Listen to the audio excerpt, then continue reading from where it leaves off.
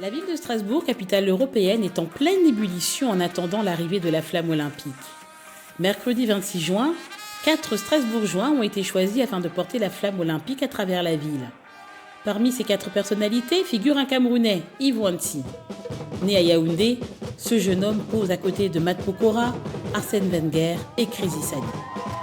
Le Camerounais est arrivé à Strasbourg il y a une dizaine d'années et depuis, il ne cesse de marquer la ville de son empreinte grâce à ses actions impactantes. Je m'appelle Yves Wansi, je suis aventurier social et solidaire, c'est comme ça que j'aime me définir. Je suis malvoyant et j'ai la chance d'être handicapé tout simplement parce que mon handicap m'a donné l'opportunité et la chance de m'émanciper.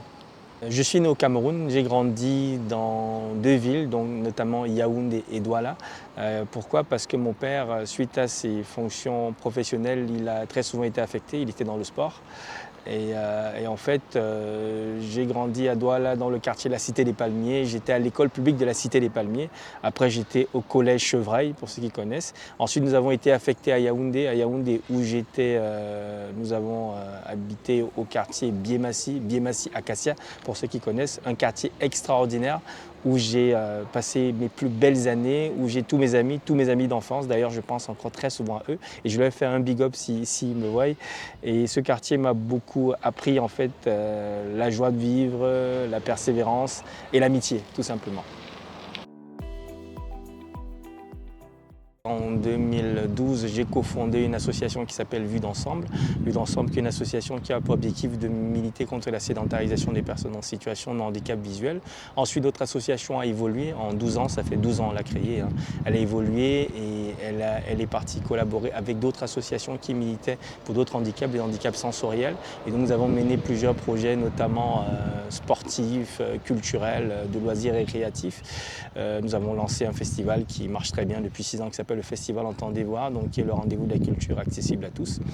Et ça nous a permis d'être connus à la fois dans la ville, la région et même dans le pays et même à l'international parce qu'on a pas mal de projets qu'on suit à l'étranger.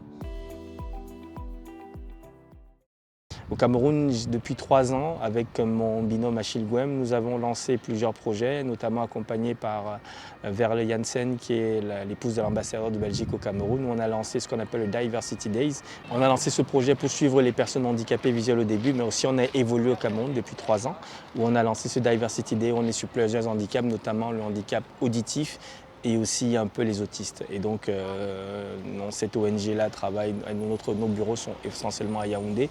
Et chaque année, on va parce qu'on suit quelques jeunes handicapés visuels et aussi des femmes handicapées, notamment moteurs, avec qui on travaille beaucoup sur les projets d'entrepreneuriat. Et donc là, on prépare notre prochaine arrivée au Cameroun en fin d'année pour le Diversity Days 3. Accompagné par le collectif Africa Diaspora, porté par l'association Africaine, Yves a parcouru les rues de Strasbourg au son de tambours venant de l'Afrique et des Antilles. Camerounais, centrafricains, maliens, togolais, haïtiens, martiniquais, gabonais, ivoiriens, toute la diaspora était présente. Mon monde natal, couleur café, bois d'ébène, mon poème J sur les tam-tams de mon cœur.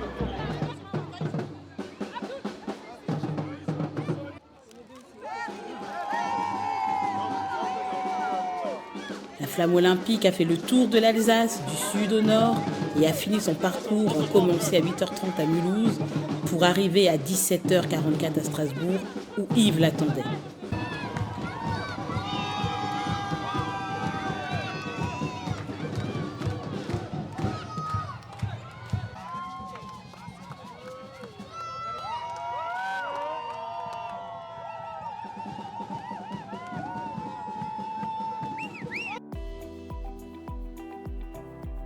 C'est un moment extraordinaire, c'est-à-dire les minutes elles sont longues en même temps courtes. Et porter la flamme, c'était une reconnaissance, comme j'ai dit, par rapport à la ville ce qu'on a amené à la ville de Strasbourg.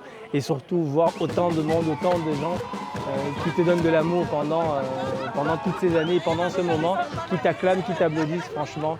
Je fais ça pour la communauté africaine, la communauté camerounaise, la communauté antillaise de l'outre-mer, franchement. Les voir autant réunis pour me soutenir, m'acclamer, c'était vraiment une fierté de leur partager ce moment-là et partager ça avec eux.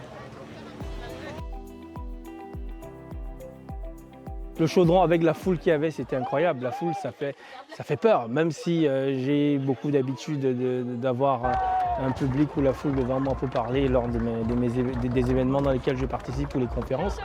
C'est vraiment quelque chose d'extraordinaire. Voir autant de foule sur la place Kléber à Strasbourg, c'était du jamais vu pour moi. C'est vraiment du jamais vu et c'était très très émouvant, très émouvant. Et je pense que c'est des moments qui seront gravés à jamais dans nos vies pour nous tous qui avons porté et dans ma vie particulière où je dirais que j'ai fait partie des acteurs de la ville de Strasbourg, quoi. Ah ben ils étaient fiers de leur père.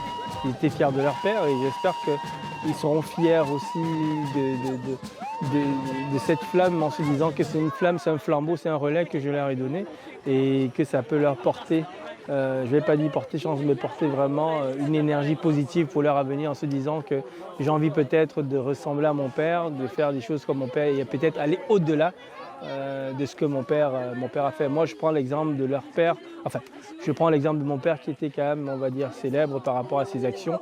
Je n'ai pas pris son même axe d'activité, mais j'ai voulu un peu faire comme lui en termes d'éducation, d'accompagner les jeunes et transmettre aux autres ce qu'il m'a transmis et transmettre aussi ça à mes enfants. Et j'ai vu vraiment que les enfants étaient très fiers de voir leur père porter cette flamme et d'avoir autour de lui ses amis, sa famille qui l'accompagnaient, l'applaudissaient. Et c'était tout simplement de l'amour que je vivais à ce moment-là. Pour l'accueillir après les cérémonies officielles, Alsaciens et Afro-descendants ont partagé un poulet DG célébrant les origines camerounaises de Yves, accompagné d'un texte extrait du ventre de l'Atlantique de l'autrice Fatou Diom, lu par son acolyte Achille. Cette journée mémorable s'est terminée, comme elle avait commencé, à vélo, dans les rues de Strasbourg.